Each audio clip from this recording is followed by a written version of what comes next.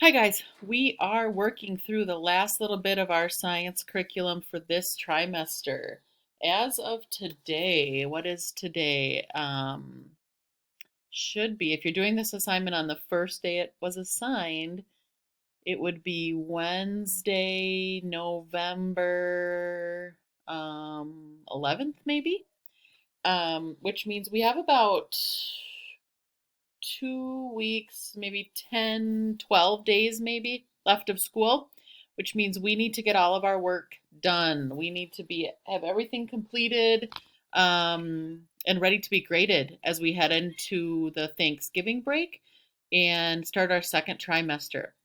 We are going to end this trimester talking about so we've talked about temperature, how to measure temperature, the weather, how to measure different um, weather factors. And now we're going to talk about how structures in our world affect overall climate.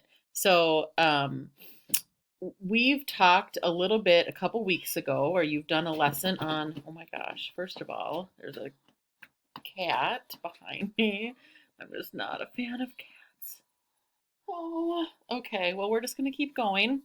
Um, oh gosh, I just don't even really enjoy cats that much.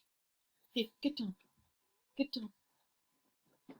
That was my cat. His name is Mittens.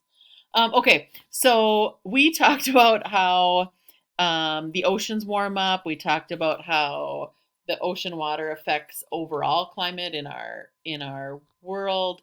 We talked about how temperature can be different on land and on water, but climate is very different. Climate is more than just like wind or rain.